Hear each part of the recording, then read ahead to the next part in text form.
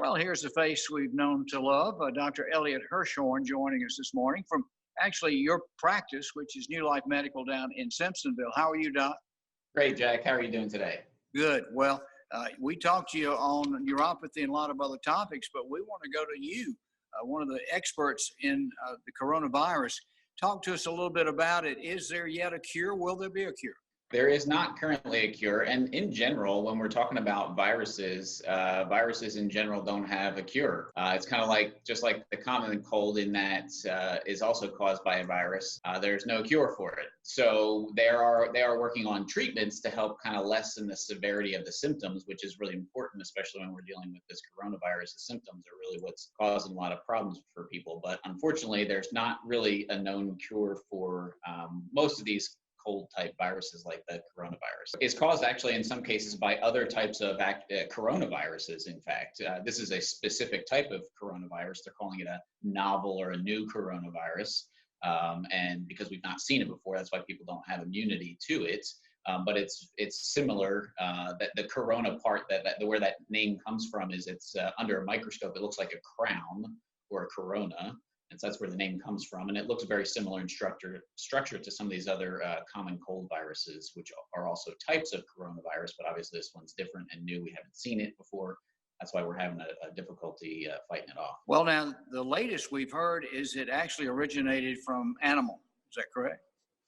I don't know. That is some of the information that's coming out there. There is exploration into those wet markets in Wuhan, China, in regards to possible source of them coming from animals.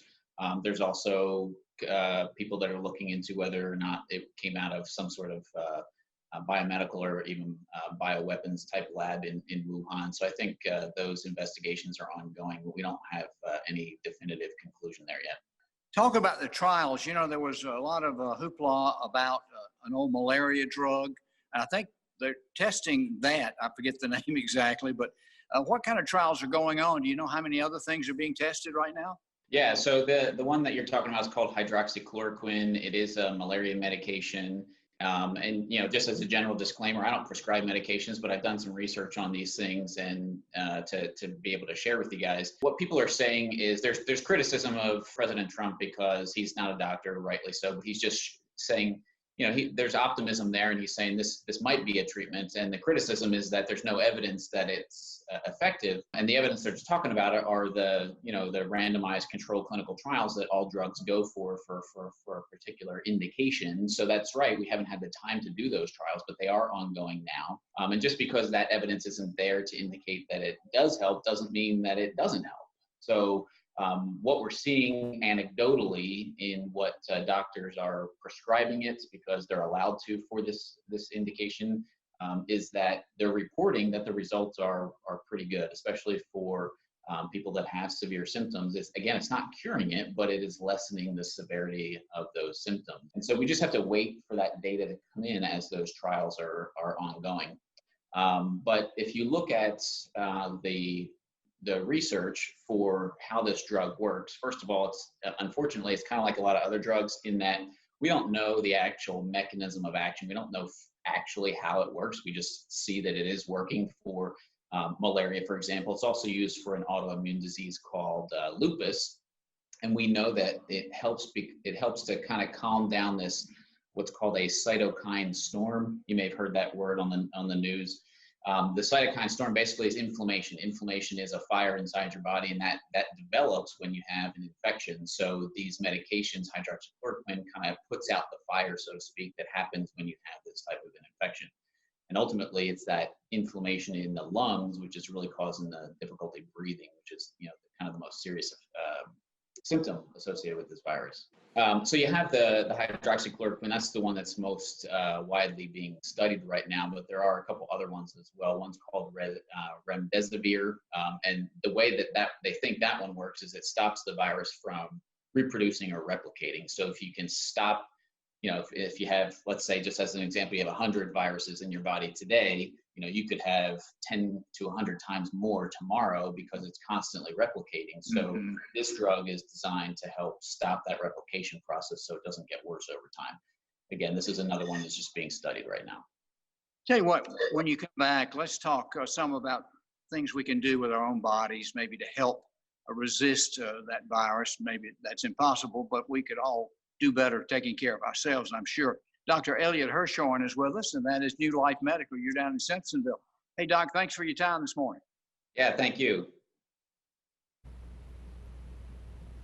Jack, Heather is keeping it fun at home with all the kids that you have, and you can do some kits that will keep them entertained, engaged, and they're all coming from local businesses that could use your help right now. Heather, good to see you. Hey, good to see you too. Yes, I've got all the kids.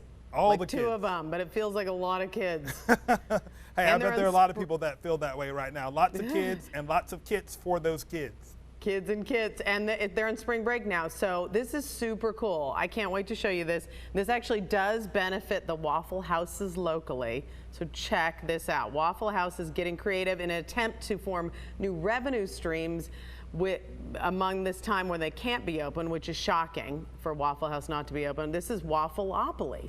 In this game, you can buy waffle franchises. You can use, the little pieces are so cute. They're like bacon and pie and milk and all sorts of fun stuff. So do you play it just like normal, like Monopoly? Yes. Yeah, just like Monopoly. You get these cards. The only difference is you don't go to jail.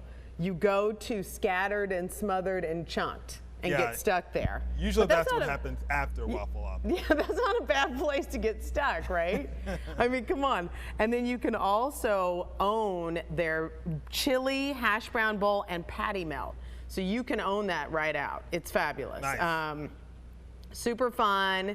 You can get it on their website at Waffle House, shop.wafflehouse.com, and it does go to help all the Waffle Houses. And you know, Waffle House was started in Georgia. I did not know that. Yes. But I'm learning there's a lot of history back here in 1955. Lots of history. You know that your night has taken a turn for the best once you get to a Waffle House. So, like you said, Waffleopoly available at shop.wafflehouse.com. And it's such a fabric of our community, right? Yeah, I mean, they stay open when other people don't, so let's support them, for real. When Waffle Houses were closing down and, offering only delivery, we knew that things were real. It's depressing, so let's help them out, Look at this fun game. Right. It's fabulous. Is there anything in there to get it smothered, scattered, and covered? Well, you can get it smothered, scattered, you end up in jail over here, which is not good. But what's kind of cool is in the box, I'm going to show you, when you get it, you actually get this cool menu to order to-go food, which I think is pretty cool, That is really cool. Right? You're always finding cool things. Do you know how much that retails for? This is $26. Okay, $26. And it came quickly. I can't promise that it would do that for everyone else, but it came really quickly, and it was sealed in plastic and all, nice and clean. It was fabulous. And let's think about it, like Waffleopoly, priceless, really, isn't it? Yeah. I mean, who doesn't want that?